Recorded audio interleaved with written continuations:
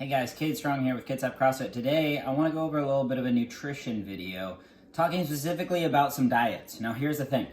It's a new year, so there's going to be a lot of people that are going to be jumping into certain diet plans and structuring their meals in certain different ways. So I just want to give you guys kind of a brief overview of some of the main things a lot of people use and have seen success with.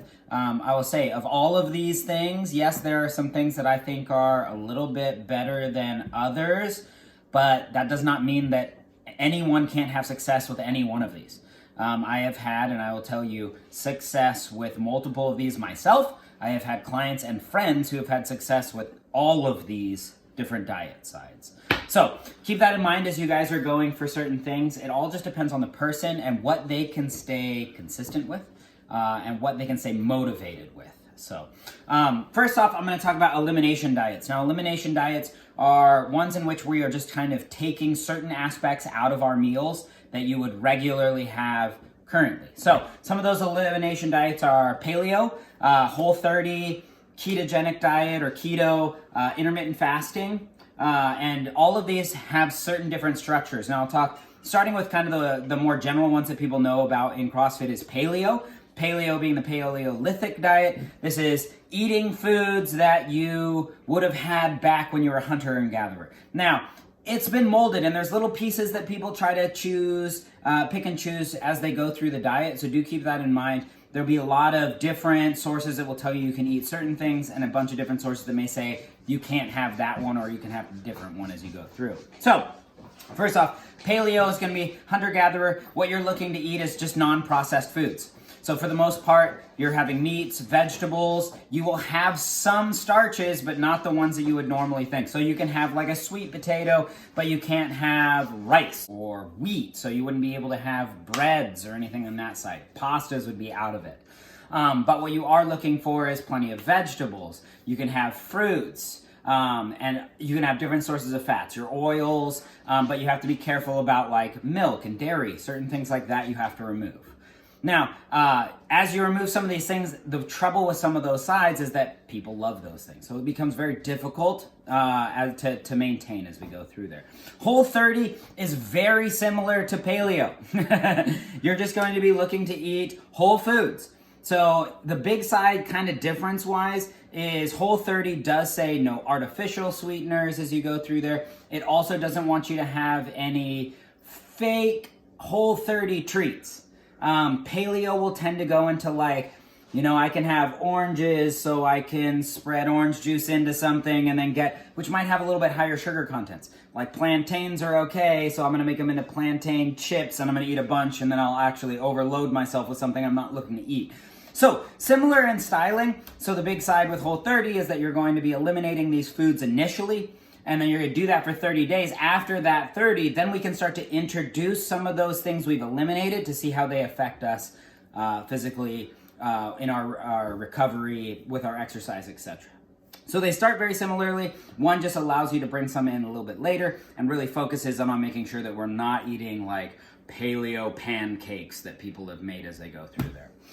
From there is the ketogenic diet. Ketogenic is just going to be removing most of your carbohydrates, and I'll say most, not all. Please don't remove all of your carbohydrates. That would be a really bad sign. But you'll be eating a lot more meats and fat sources. That being said, your fat will increase, but they really do want you to eat a ton of vegetables. One of the things that kind of falls out of the side when it comes to a ketogenic diet is going to be fruits. So fruits start to fall to the side because they do have a much higher carb count.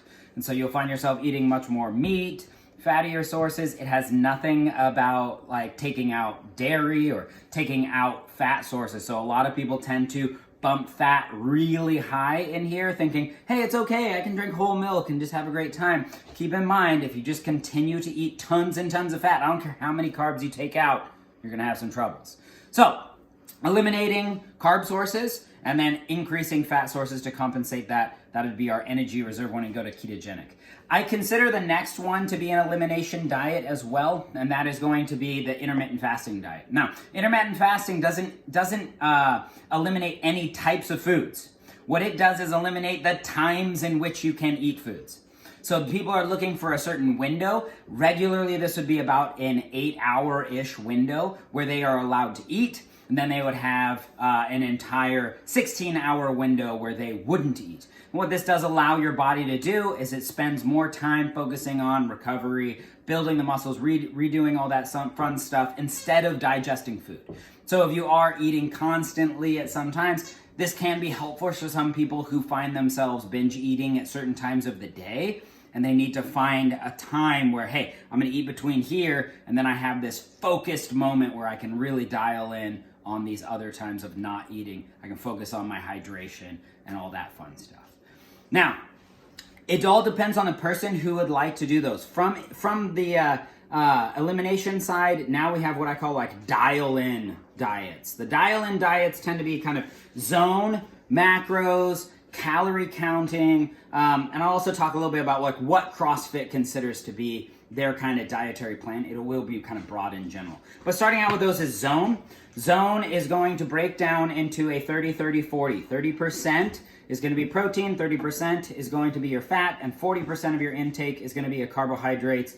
And that does not eliminate any sources. So you can have any starches you would like, you just have to keep them in moderation. You can have any fat sources you'd like or meat sources you'd like, you just have to keep them in moderation so that they stay within those 30% levels. Zone specifically, when they break down those, is going to break each of those into blocks. So you would have a certain amount of blocks, really it's about servings, blocks of protein, blocks of servings of fat, blocks of servings of carbohydrates. And they really want a goal on that is to make sure that it's even throughout the day in each of those meals. So that you're eating the regular amounts, you're getting enough of each of those nutrients as you go through there. That's kind of a slightly increased style of macro counting. Macro counting doesn't specifically stick with the 30-30-40, but it can. It's very beneficial if you do. However, you can stick with some style of I want to hit this much protein, I want to hit this much carbohydrate, this much fat by the end of the day. I'm going to eat those in quantities that will allow me to hit those numbers by the end of the day. So a little bit more flexible, but it still hits kind of the general same side as you get to the end side. Calorie counting is kind of bleeding down from there. It's not focusing on specifically what the protein intake is, the fat intake, the carbohydrate intake. It's just taking in what that calorie count is in the end.